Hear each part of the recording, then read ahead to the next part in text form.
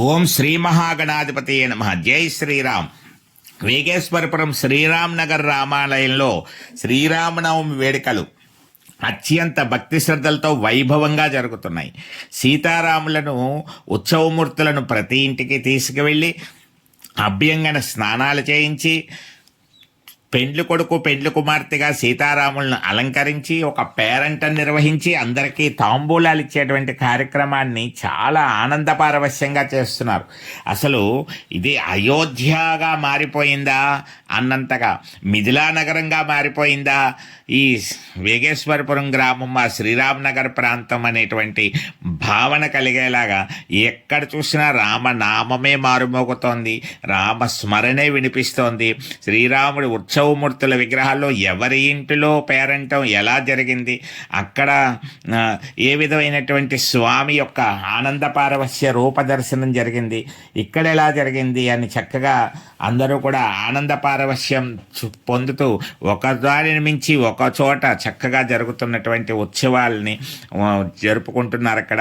మరి ఇరుగో అలంకరణ తర్వాత చక్కటి పేరంటాన్ని ఏర్పాటు చేశారు. మరి ఒక గృహంలో అమ్మవారి రూపాన్ని కూడా చక్కగా తయారు చేసి ఆవిడ్ని కూడా అక్కడ అమ్మలగన్న అమ్మ ముగురమ్మల మూలపటమ్మను కూడా అక్కడ సీతారాముల కళ్యాణ వేడుకలో పెద్దమ్మగా కూర్చోబెట్టడం జరిగింది చక్కగా.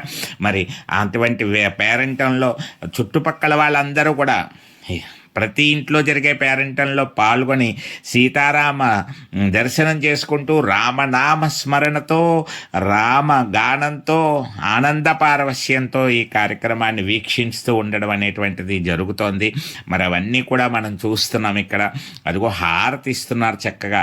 హారతి చక్కగా ఆనంద వీక్షణం ఇది.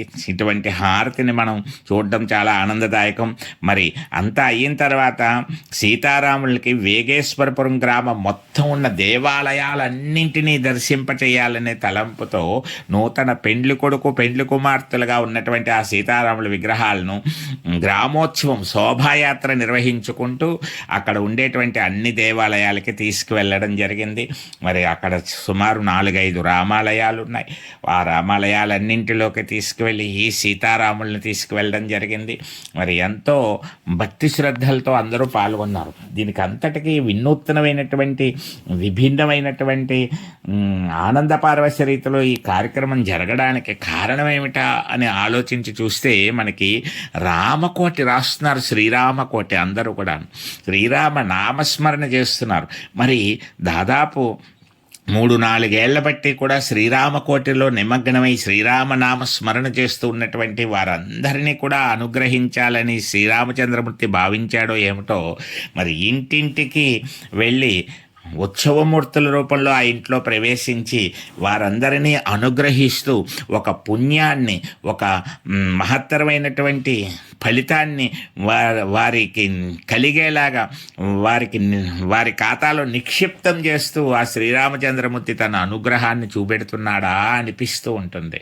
మరి ఇదంతా మరి రామనామం జరుగుతున్న తోట ఆంజనేయుడే ఉంటాడు కదా. మరి వాళ్ళందరికీ శ్రీరామ అనుగ్రహాన్ని, సీతారాముల కృపా కటాక్షాన్ని కలిగించాలని చూస్తాడు కదా.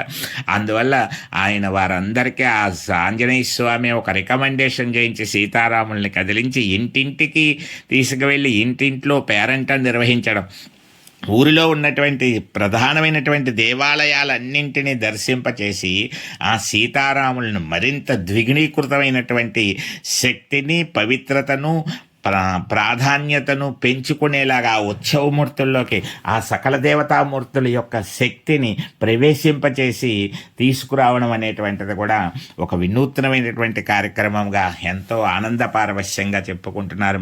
మరి వయస్సు పైబడిన వారు సైతం ఎంతో ఉత్సాహంగా అలుపెరగకుండా 4 గంటల సేపు శోభాయాత్రలో పాల్గొన్నారు. ప్రతి ఒక్కరూ కూడా ఆబాల గోపాలం అన్నట్టుగా పిల్లల నుంచి పెద్దల వరకు ఊరిలో ఉన్నటువంటి అన్ని దేవాలయాలని సందర్శించే శోభాయాత్ర అత్యంత వైభవంగా జరిగింది. మరి సీతారామ కళ్యాణాన్ని కూడా పరసా టీవీ ద్వారా వినూత్న రీతిలో భద్రాచలంలో జరిగే విధంగా వ్యాఖ్యానంతో కూడినటువంటి సీతారామ కళ్యాణాన్ని అందించేటువంటి ప్రయత్నం జరుగుతోంది. భక్తులందరికీ అన్నప్రసాదాన్ని కూడా ఏర్పాటు చేశారు.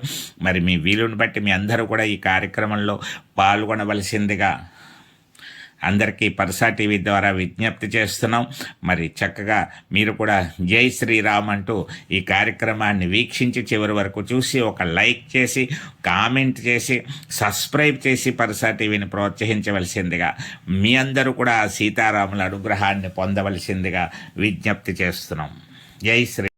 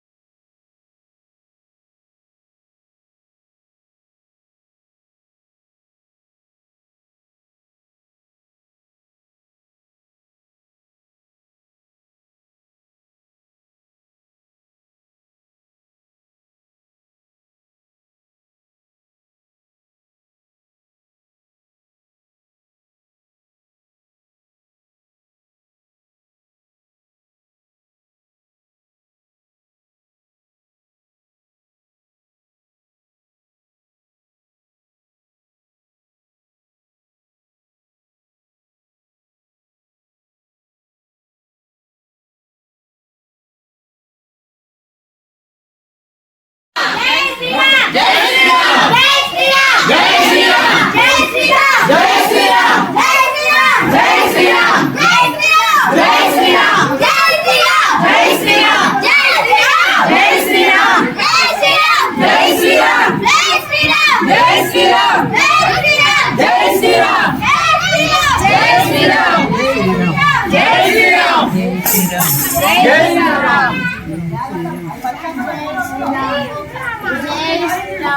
శ్రీరామ్.